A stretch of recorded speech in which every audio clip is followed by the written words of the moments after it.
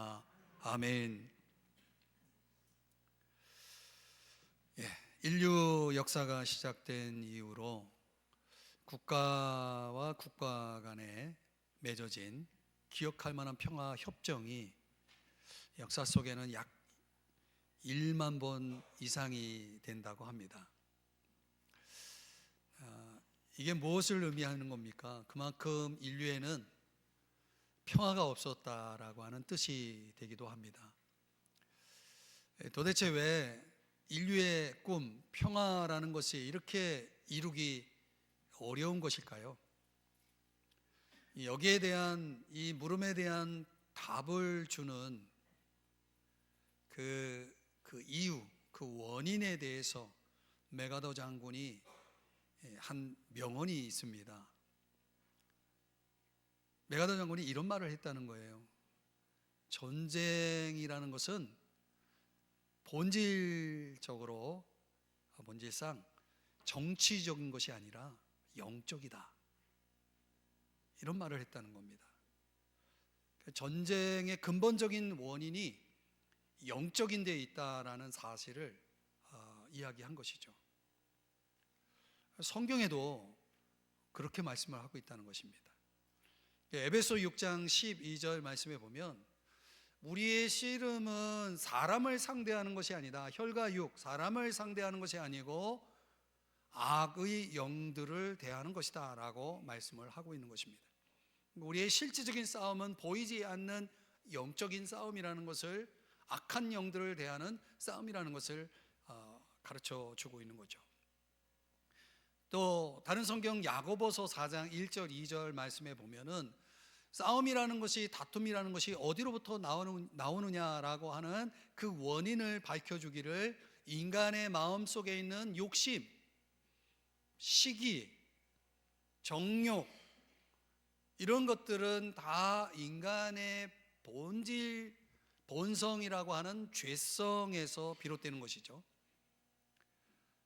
그러니까 외적으로는 영적인 악한 영들의 역사에 의해서, 내적으로는 우리 내면에 있는 죄성이라고 하는 본성에 의해서 지금 우리의 인생의 장에 수많은 전쟁과 갈등과 분열이 일어나고 있다라고 하는 사실을 성경은 말하고 있는 것입니다. 자, 여러분, 그렇다면은 오늘 저와 여러분이 살아가면서 치러야 할 이 수많은 전쟁, 인생의 전쟁 속에서 우리가 어떻게 이길 수 있겠는가? 그것을 위해서 우리에게 필요한 것이 무엇인가? 오늘 성경은 크게 두 가지를 우리에게 가르쳐 주고 있습니다. 첫 번째는 분별이 필요하다는 것입니다. 그러니까 영적인 전쟁의 원인이 무엇이냐라고 하는, 전쟁의 원인이 무엇이냐라는 차원에서 그 원인에 대한 분별이 필요하다는 것입니다. 자, 그것을 오늘 성경은 7절에서 이렇게 시작을 합니다. 하늘에 전쟁이 있으니. 자, 이 전쟁은 어떤 싸움이냐면 천사장 간의 싸움인데, 한쪽은 미가엘과 그 미가엘을 따르는 부하, 군대 천사들과, 그리고 한쪽은 용, 마귀와 마귀를 따르는 악한 천사들, 타락한 천사들이죠. 그 천사들, 우리가 흔히 귀신들이라고 말하기도 하는, 악령이라고 말하고 하는 그런 존재들, 그런 그룹과 이 두 세력이 하늘에서 전쟁을 벌이고 있다라고 오늘 성경이 말씀을 하고 있는 것입니다. 이 미가엘은 하나님을 위해서 일하는 천사장이고, 마귀는 하나님을 대적하는 그런 천사장으로서, 원래 그의 다른 이름은 루시퍼, 라틴어에서 나온 루시퍼라고 하는 이름을 가지고 있죠. 이사야서 14장에서는 계명성이라고 그렇게 번역되어 있는, 빛을 지닌 자라고 하는 그런 뜻인데, 어떻든 이 루시퍼, 이 천사장 루시퍼는 하나님을 대적함으로 인해서 그 결과로 이제 쫓겨난, 타락한 천사장이죠. 그래서 찰스 스펄전 목사는 마귀를 정의하기를 거룩함을 잃어버린 천사다, 이렇게 정의를 하고 있는 것입니다. 이 둘의 싸움을 소개한 성경 하나가 있는데 유다서 1장 9절에 보면은 모세의 시체를 가운데 놓고 천상 미가엘과 마귀가 다투어 변론했다라는 성경을 보여주고 있습니다. 어떻든 이 내용은 오래전에 유다서 강해를 할 때 제가 설명한 내용이기 때문에 생략을 하고, 미가엘과 그의 천사들, 또 마귀와 그를 따르는 악한 천사들, 이 두 세력이 하늘에서 전쟁을 벌였는데, 그런데 오늘 본문 9절에서 보면은 그 마귀, 또는 다른 말로 사탄이라고 하는 이 마귀가 벌이는 전쟁의 그 성격이 무엇인지를 9절에서 설명을 해주는 겁니다. 그러니까 온 천하를 꿰는 자, 이렇게 설명을 해주고 있는 거죠. 마귀의 전쟁은 어떤 미혹하는 어떤 행위들을 통해서 이루어지는 것을 알 수가 있습니다. 근데 그 마귀라는 단어 그 자체가 가지고 있는 뜻이 뭐냐면 디아볼로스라고 하는 단어인데, 이것이 어떤 둘 사이에 끼어들어서 갈라놓다라는 뜻을 가지고 있는 그런 뜻의 이름입니다. 그러니까 마귀가 어떤 식으로 온 천하를 꿰냐면 둘 사이에 끼어들어서 그들을 갈라놓는 일을 하는 거죠. 예를 들면 성도 사이에 끼어들어서 성도와 성도 간에 갈라놓는 것이죠. 가정에 끼어들어서 부부 사이에 끼어들어 가지고 갈라놓고, 부모와 자식 간에 갈라놓고, 형제 자매 간에 갈라놓고, 이런 갈라놓는 일들을 누가 한다고요? 마귀가 한다는 것입니다. 그러니까 여러분, 예를 들어서 살면서 가족 간에 의심을 하고 갈등을 하고 또 싸우는 일이 벌어졌을 때, 사실은 부부 사이를 갈라놓는, 또 가족 간의 관계를 갈라놓는 이 마귀의 역사가 배후에 있다는 사실을 분별하면, 사실은 가족 간에 싸울 것이 아니라, 사람들과 싸울 것이 아니라 마귀야 물러가라 하면서 마귀와 싸워야 한다는 거예요. 실제로 그렇게 하냐는 거죠. 많은 경우 우리는 눈에 보이는 혈과 육에 대한 싸움으로 이해하고 상대를 공격하는 일에 그 열심을 낸단 말이에요. 이런 것들이 결국은 다 마귀에게 지는 것이죠.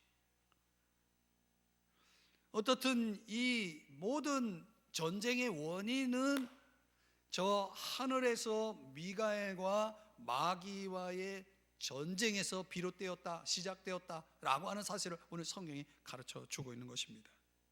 이 전쟁의 결과가 어떻게 되었는가에 대해서 8절 9절이 설명해 주는데, 3번이나 반복되는 단어가 나오죠. 내 쫓기니, 추방되었다는 거예요. 그러니까 미가엘 군대와 마귀의 군대가 전쟁을 벌였는데 결과는 어떻게 됐어요? 마귀의 군대가 패했다는 거예요. 그 패했으니 있을 곳이 없으니까 추방이 됩니다. 하늘의 영역에서 추방되어서 땅으로 추방이 되었다라고 9절에서 설명을 해주고 있죠. 하늘에서 있을 곳이 없다는 거예요. 실제적으로 이 미가의 군대와 마귀의 군대가 싸울 때 그들이 하늘에서 땅으로 추방되었다라고 그렇게 7절에선 8절 9절에서는 설명을 하고 있지만, 10절에서는 또 결정적으로 추방된 그 시기를 말씀해 주고 있습니다. 잘 들어보세요. 내가 또 들으니 하늘에 큰 음성이 있어 이르되, 이제 우리 하나님의 구원과 능력과 나라와 또 그의 그리스도의 권세가 나타났으니, 바로 그때 우리 형제들을 참소하던 자, 누구예요? 마귀. 그 마귀가 쫓겨났다라고 말하고 있죠. 여기서 말하고 있는 그 앞에서 설명해 주고 있는 그 시점이 뭘 설명하고 있냐면, 예수 그리스도의 십자가의 죽으심과 부활을 말씀하고 있는 것입니다. 실제로 예수 그리스도가 십자가에 죽으시고 그분이 부활하셨을 때에, 그때 마귀는 패배한 것입니다. 그리고 추방된 것입니다. 하늘에서 쫓겨났을 뿐만 아니라 최후의 심판 때에 그는 이제 지옥으로 들어가게 되는 것이죠. 그러니까 이미 마귀는 패자입니다. 패자. 이 땅으로 추방된 패자죠. 그러니까 하늘에서의 전쟁은 끝이 났기 때문에 패자로 끝이 났고, 이 땅에서 이제 추방된 이 땅에서는 12절에 보면 이렇다는 거예요. 한번 이 내용을 우리 한번 같이 읽어보도록 하겠습니다. 시작. 그러나 땅과 바다는 화 있을진저 이는 마귀가 자기의 때가 얼마 남지 않은 줄을 알므로 크게 분내어 너희에게 내려갔음이라 하더라. 아멘. 그러니까 하늘에서의 전쟁은 끝났지만 땅에서의 전쟁은 끝이 난 게 아니라 점점 더 격렬해지고 있다라는 사실을 밝히고 있는 거죠. 그러니까 마귀가 분을 발해서 지금 화풀이를 어디서 하는 겁니까? 하늘에서의 전쟁 패배를, 그 분풀이를 땅에서 지금 하고 있는 것입니다. 자기의 때가 얼마 남지 않은 줄을 알므로. 그 때가 언제예요? 마귀가 자기의 때라고 말할 때 그 마귀의 때가 언제입니까?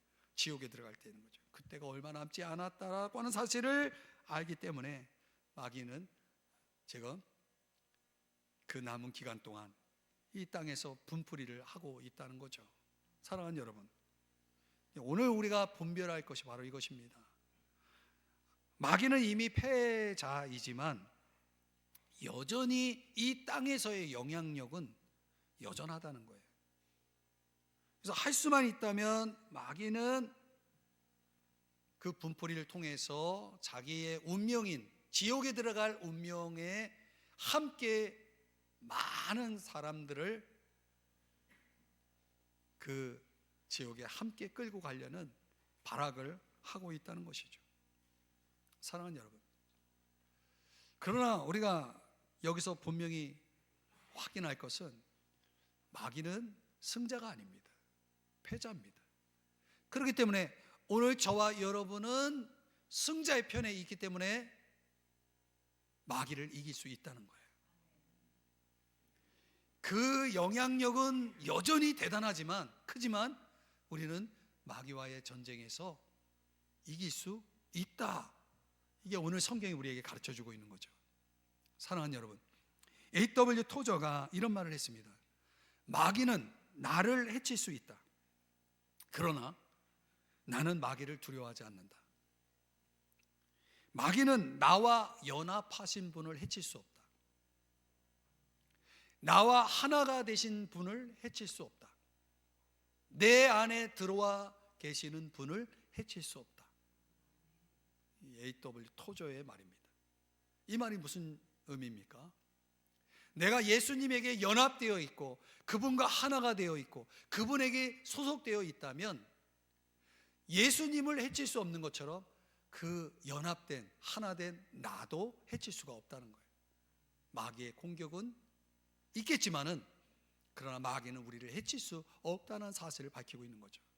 그러나 여러분, C.S. 루이스가 천국과 지옥의 이혼이라고 하는 작품에서 말한 것처럼 이 세상에는 두 부류의 사람들이 있다는 거예요. 한 부류는 하나님께 하나님의 뜻이 이루어지게 하소서라고 기도하는 부류고, 또 다른 한 부류는 하나님이 결국에는 내 뜻대로 하라고 말씀하실 부류의 사람들이라는 거죠.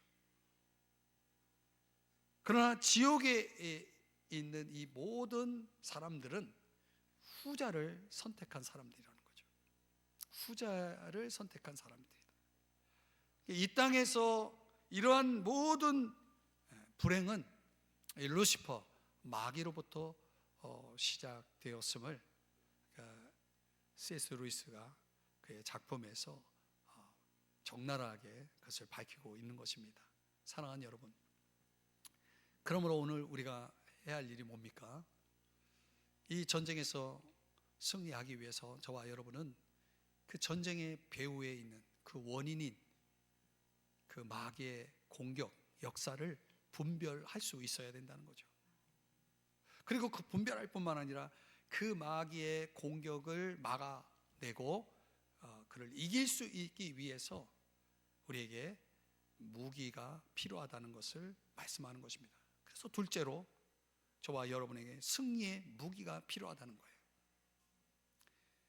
첫 번째는 분별이 필요하고, 두 번째는 우리가 이 전쟁에서 이길 수 있기 위해서 승리의 무기를 갖추어야 한다는 것이죠. 그래서 여기에 대해서 11절에서 두 가지의 무기를 소개해 주고 있습니다. 하나는 어린 양의 피, 또 하나는 자기들이 증언하는 말씀이라는 무기. 자, 이 두 가지 무기에 대해서 하나씩 좀 설명을 해보면, 어린 양의 피는 예수 그리스도의 십자가의 보혈을 의미하죠. 이 십자가의 보혈이 우리가 마귀와의 싸움에서 이길 수 있도록 우리에게 꼭 있어야 될 승리의 무기가 된다라고 말씀하고 있는 것입니다. 여러분, 이 십자가의 보혈, 그것이 왜 우리에게 승리의 무기가 될 수 있다는 얘기입니까? 잘 들어보세요. 마귀가 저와 여러분을 공격하는 전략 중에 하나가 뭐냐면, 그게 바로 참소하는 것이다 라는 거예요. 참소가 뭡니까? 쉬운 말로 고발, 고소라는 거죠. 마귀가 우리를 참소할 때가 언제냐면 저와 여러분이 죄를 범할 때죠. 우리가 살면서 믿는 자로서 죄를 범하면 안 되잖아요. 그럼에도 불구하고 우리가 죄를 범하면 마귀는 그 틈을 놓치지 않고 우리를 하나님 앞에 참소한다는 거예요. 그러면 여러분, 어떤 식으로 참소할까요? 저와 여러분이 지금 죄를 범했어요. 그러면 틀림없이 마귀는 이렇게 참소를 할 겁니다. 하나님, 저 사람의 행동을 좀 보세요. 저 사람이 하는 말을 좀 보세요. 어떻게 하나님의 자녀라고 할 수 있겠습니까? 하면서 참소를 합니다. 하나님 앞에서만 참소하는 게 아니라 바로 죄를 범하는 그리스도인 된 나를 향해서도 참소를 한다는 거예요. 그럼 그 참소의 영향으로 인해서 즉각적으로 이 마귀의 공격을 분별하지 못하고 막아내지 못하는 사람들의 반응이 뭔지 아십니까? 이런 반응이 나오는 거예요. 그래, 내가 하나님의 자녀가 될 수는 없겠지. 이런 행동을 하고 이런 모습으로 사는 내가 어떻게 하나님의 자녀라고 말할 수 있겠어? 그래, 다 때려치자. 신앙생활이고 뭐고 이제 그만두자. 이런 소리를 마음으로부터 듣게 된다는 거예요. 일종의 양심의 소리라고도 하죠. 그럼 마귀는 참소하고 또 거기에 반응해서 나는 스스로 이런 결론을 내리는 거죠. 그래서 주님을 떠난 사람들이 얼마나 많습니까? 그래서 신앙을 포기한 사람들이 얼마나 많습니까? 사랑하는 여러분, 마귀의 참소의 목표는 뭡니까? 우리로 하여금 신앙을 버리게 하는 거고 주님을 떠나게 하는 거거든요. 성공하지 않습니까? 그 많은 마귀의 참소로 인해서 마귀가 승리하는 경우가 많다는 거죠. 그러나 여러분, 우리가 바로 이럴 때에 우리가 주장하고 붙잡아야 될 게 뭐예요? 그게 십자가의 보혈이라는 거예요. 할렐루야. 그 보혈이 왜 중요하냐면 요한일서 2장 1절과 2절에 보면, 만일 누가 죄를 범하여도, 범하면 안 되지만 범할지라도 우리에게는 누가 있다? 대언자가 있다. 대언자라는 건 변호사라는 뜻이에요. 그러니까 하나님 법정에 우리의 죄를 고발하고 고소하고 정죄하는 검사의 자리에 있는 마귀가 있고, 또 그 옆에는 우리의 죄를 변호해주고 우리의 죄를 무죄 선언되도록 돕는 변호사인 예수님이 계시다는 거예요.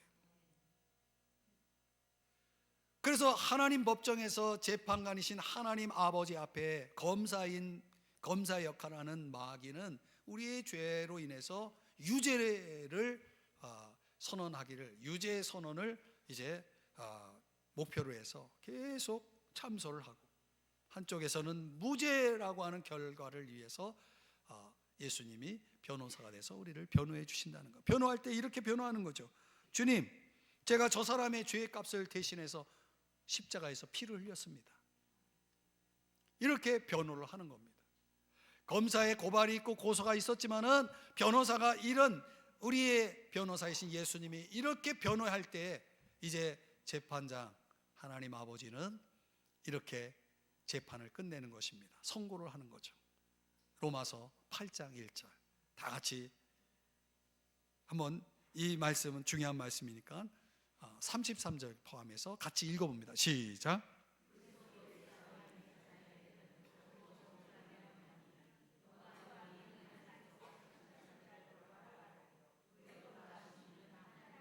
아멘.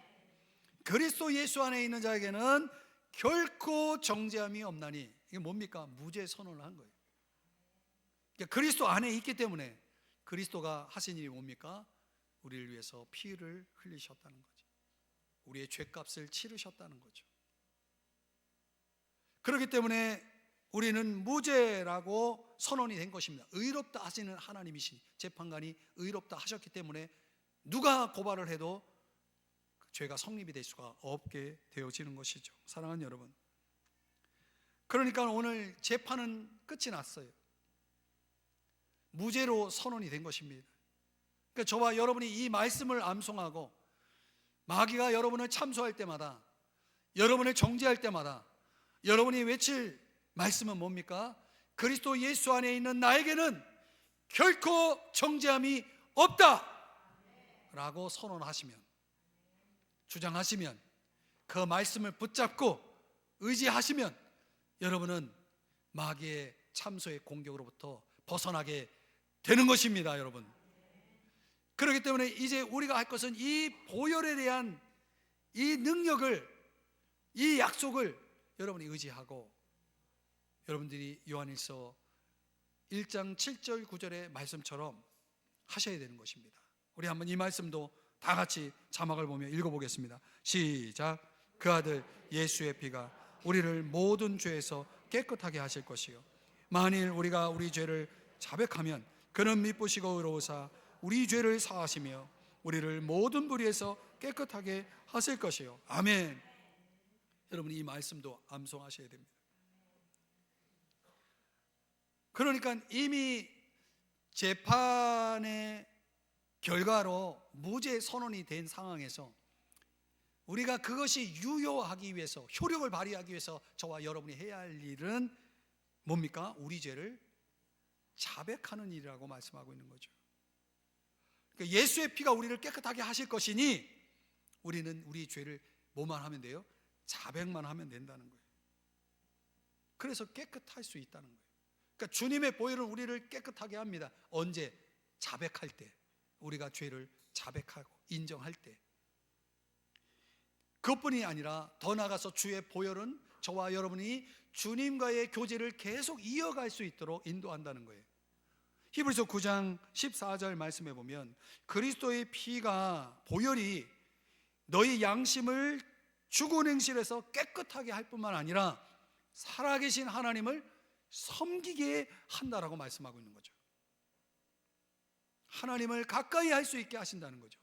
더 나아가서 히브리서 10장 19절의 말씀은 다 같이 또 읽어보겠습니다. 시작. 우리가 예수의 피를 힘입어 성소에 들어갈 담력을 얻었나니. 아멘. 예수 보혈이 저와 여러분을, 성소라는 것은 하나님이 계신 곳을 말씀하고 있죠.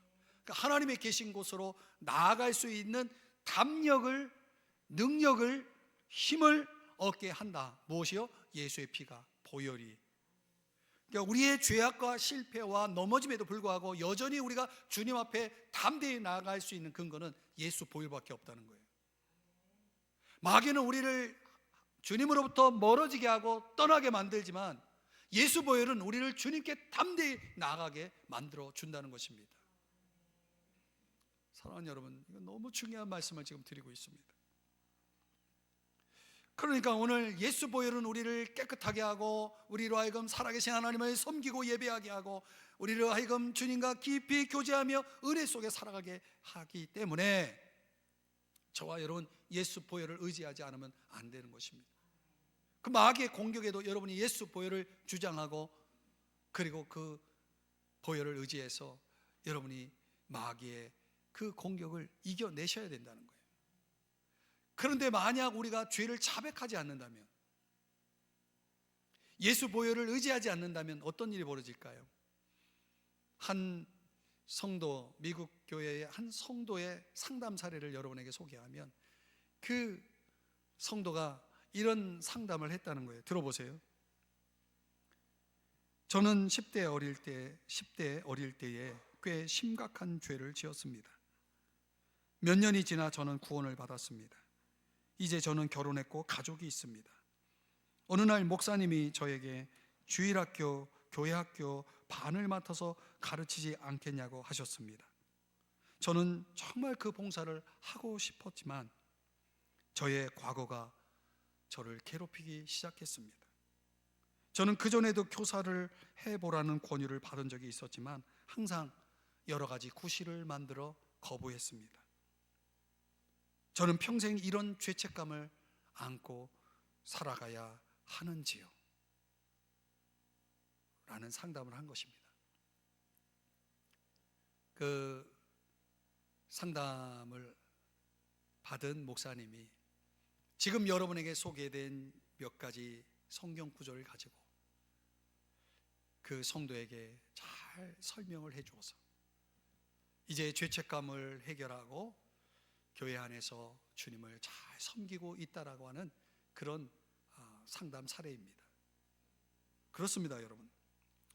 우리가 마귀의 참소의 공격에 빌미를 제공하는 차원에서 우리 안에서 죄의 문제를 해결하지 못하고 죄책감에 사로잡혀 있을 때 그것이 나를 어떻게 합니까?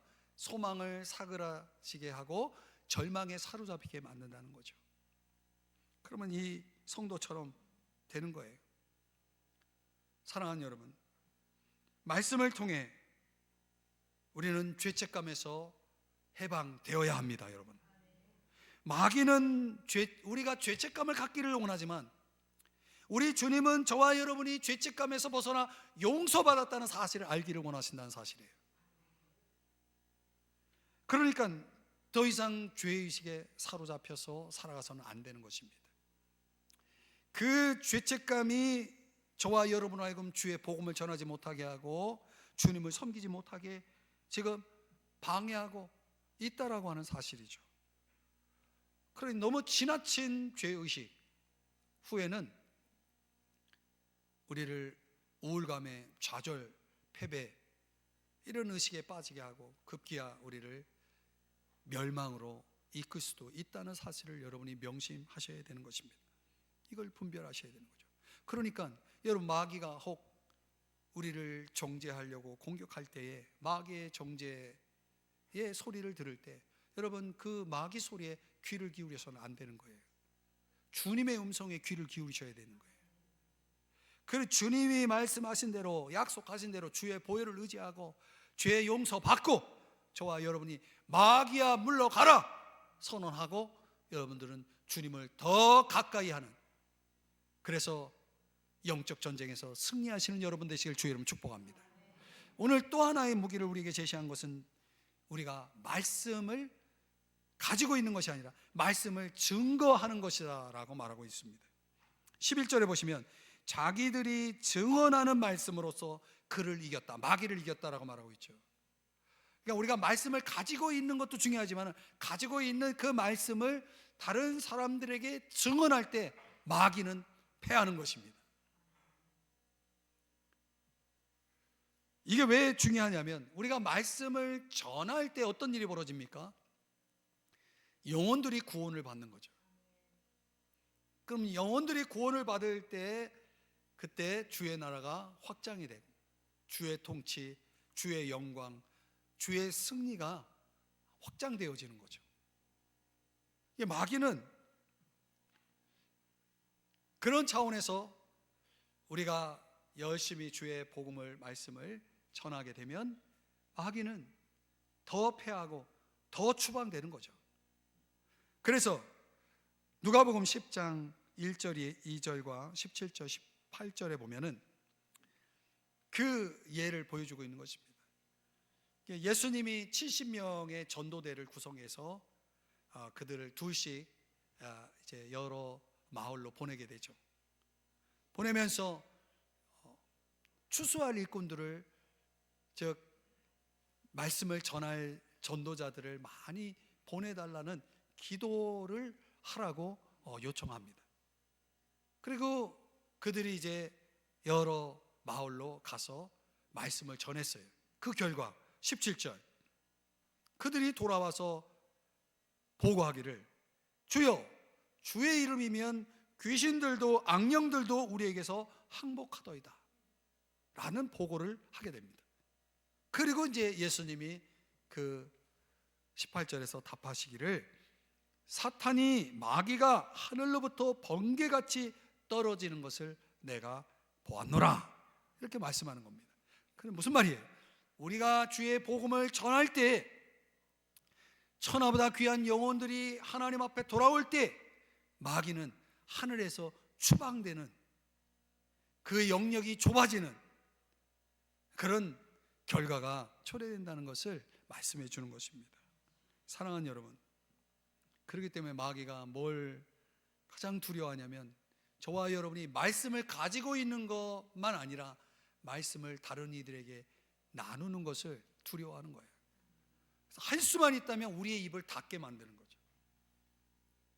하나님은 우리의 입을 열어서 주의 복음을 전하기를 원하시지만 마귀는 우리가 입을 닫고 그냥 너 혼자 믿어도 너만 믿어라 이런 식으로 마귀는 우리의 입을 닫게 만드는 것입니다. 그래서 여러 가지 방해 공작을 벌이고 있는 것이죠. 그럼에도 불구하고 주의 말씀을 전하는 일에 힘쓰는 11절과 같은 사람들이 있는 거죠. 자기 목숨을, 생명을 죽기까지라도 아끼지 않는 사람들. 여러분, 자기 목숨을 아끼지 않는 사람이 이 세상에 있습니까? 없죠. 그런데 도대체 이 사람들은 어떤 사람들이기에 자기 생명을 죽기까지도 아끼지 않을 만큼 이렇게 주의 말씀을 증거하는 일을 힘쓸까요? 적어도 이들은 주의 말씀의 능력이 무엇인지를 알고 있는 사람들이죠. 그 말씀을 전할 때에 영혼들이 구원을 받고 사람들이 주님 앞에 돌아오고 마귀가 패배하고 추방되어지는 이 주님의 승리를 알기 때문에 이런 인생을, 자기 목숨을 아끼지 아니하고 내어줄 만큼의 이런 순교자적인 정신을 가지고 말씀을 전하면서 사는 거 아니겠습니까? 우리가 말씀을 전하지 않는 이유는 간단해요. 이런 전도의 맛을 모르기 때문이죠. 저는 신앙생활하면서 제 삶 가운데 이렇게 업앤다운이 찾아옵니다. 부흥할 때도 있고 영적으로 충만할 때도 있고 침체가 될 때도 있고. 근데 언제나 공식은 뭐냐면 내 영혼이 침체될 때 내 영혼을 살리고 다시금 충만한 그 신앙으로 들어가는, 진입하는 방법은 내가 내 입을 열어서 주의 복음을 전할 때라는 거죠. 내가 복음을 전할 때 내 입술을 통해 선포된 말씀이 내 영을 살리고 내 침체된 신앙을 살려서 다시 살아나게 하고 다시 일어서게 하고 다시 용기를 갖게 하고 다시 주를 위해 살게 만들어 준다라고 하는 것이죠. 사랑하는 여러분, 실제로 영혼이 구원받고 사람이 변하고 인생이 달라지고 운명이 달라지는 이 놀라운 변화를 보는 기쁨, 여러분 아시나요? 이 기쁨을 아는 사람은 다른 이들에게 입을 열어 말씀을 전하지 않으면 견딜 수 없는 그런 내적인 그런 마음을 가지고 살아가게 되는 것입니다. 사도행전 1장 8절에 오직 성령이 너에게 임하시면 우리가 무엇이 될 수 있다라고 말합니까? 증인이 될 수 있다라고 말하잖아요.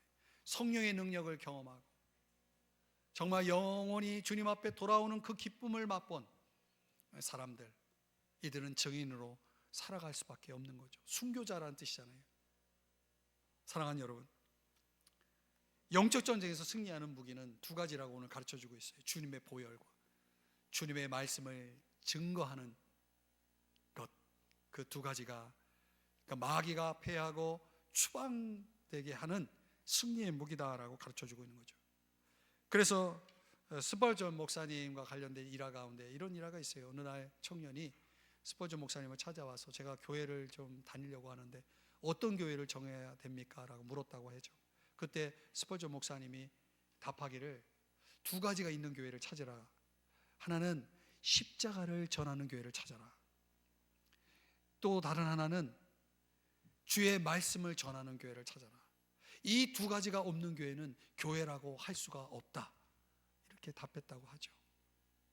사랑하는 여러분, 오늘날 교회가 얼마나 많습니까? 근데 과연 그 교회들이 다 참된 교회일까요?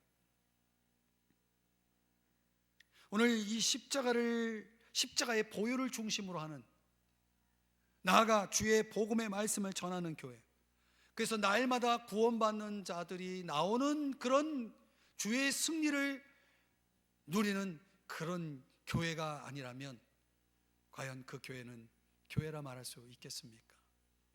사랑하는 여러분, 그렇다면 이런 교회들, 십자가의 보혈을 중심으로 하고 주의 복음을 전하는, 말씀을 전하는 이런 차원의 교회를 마귀 편에서는 얼마나 두려운 대상이겠습니까? 위협적인 대상이겠습니까? 그래서 17절에서 뭐라고 말씀합니까? 용이 분노해서 하나님의 계명을 지키고 예수의 증거를 가진 자들과 더불어 뭐한다? 싸운다라고 말하고 있는 거죠. 역설적이지만 이렇게 마귀의 공격을 받는 교회는 주님의 편에 서 있는 교회라고 할 수 있는 거죠. 계명에 순종하고 예수 복음을 증거하는 데 힘쓰는 교회들, 이런 모습들. 사랑하는 여러분, 여러분에게 묻고 싶습니다. 여러분들은 주님 편에 서 있습니까? 여러분들은 정말 십자가의 복음을 중심으로 하고 십자가의 보혈을 중심으로 하고 주의 복음을 전하는 삶을 살고 있습니까? 입을 다물고 계시지는 않습니까? 여러분의 침묵을 언제까지 이어가시려고 하십니까? 이제 주님 편에 서 있는 이 교회 그리스도인들을 향한 마귀의 이 격렬한 도전장, 최후의 발악, 최후의 결전, 앞으로 어떻게 진행될까요? 여기에 대해서 요한은 요한계시록 13장에서 답을 하고 있습니다. 이제 오늘의 말씀을 정리해 보려고 합니다. 마지막 때 이 땅에서 벌어지고 있는 이 격렬한 마귀와 교회와의 전쟁이, 이 보이지 않는 영적 전쟁이 있다는 사실을 우리가 안다면 이제 오늘 저와 여러분에게 이 전쟁의 승리를 위해서 준비되어야 할 두 가지를 오늘 성경은 우리에게 가르쳐 주었습니다. 우리의 씨름은 결코 혈과 육에 대한 것이 아니고 악의 영들, 또 내 안에 있는 죄성과의 싸움이라는 사실을 우리는 잊지 말아야 합니다. 사람들과 싸우지 마세요. 보이는 것과 싸우지 마세요. 보이지 않는 것이 진짜 적입니다. 이 영적 싸움을 하셔야 되는 것입니다. 분별하셔야 되는 거예요. 이 전쟁의 배후에 있는, 갈등의 배후에 있는, 분열의 배후에 있는 이 적을 여러분 대적하셔야 됩니다. 지금 마귀는요, 마치 15절에서 말씀하는 것처럼 물을 강같이 토해내듯 세상에 큰 물결을 만들어서 사람들 그 물결에 빠져서 휩쓸리게 만들고 있어요. 여러분, 그 물결을 거슬러 올라갈 수 있어야 됩니다. 거스를 수 있어야 되는 거죠. 그런 차원에서 여러분, 마귀의 주 공격 무기가 참소라고 말씀드렸잖아요. 여러분, 절대 가족 간에, 성도 간에 참소하는 일 하지 마세요. 비방하는 일 하지 마세요. 여러분이 어떤 성도를, 어떤 나의 가족을 여러분이 참소할 때 여러분 그것이 정당하고 타당하다라고 하는 것을 떠나서 여러분들은 마귀 편에 서 있다는 것을 잊지 마셔야 되는 거예요. 주의 심판을 두려워하셔야 됩니다. 이 마귀의 공격, 전쟁의 원인을 분별하면서 살아가시길 바랍니다. 그리고 우리는 그 전쟁의 승리를 위해서 주의 보혈로, 주의 말씀을 전하는 일로 저와 여러분은 무장해야 됩니다. 그 무기를 가지고 살아야 된다는 것이죠. 더 이상 죄책에 빠져서, 죄의식에 빠져서, 후회에 빠져서 여러분의 삶을 감옥에 가두고 계시지 마세요. 빠져나오세요. 벗어나세요. 주님의 보혈을 주장하세요. 그리고 보혈로 말미암아 용서받고 보혈로 말미암아 주님과 더 깊이 교제하며 승리하세요. 그리고 주의 말씀을 여러분 주변의 영혼들에게 전해서 그 영혼이 구원받고, 그리고 그 영혼이 변화되고 그 운명이 달라지는 기쁨을 맛보세요. 마귀는 물러갈 것입니다. 패할 것입니다. 추방될 것입니다. 사랑하는 여러분, 오늘 그렇다면 우리 교회가 이 십자가 중심의 교회로, 복음을 전하는 교회로 이 마지막 때에 주의 쓰임을 받기 위해서 어떻게 해야 될까요? 여러분 동참해 주시지 않겠습니까? 여러분의 헌신이 필요합니다. 여러분의 기도가 필요합니다. 여러분의 하나됨이 필요합니다.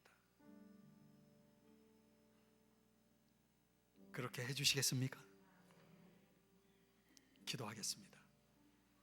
사랑하시는 주님, 오늘 이 말씀을 깨달아서 전쟁의 배후에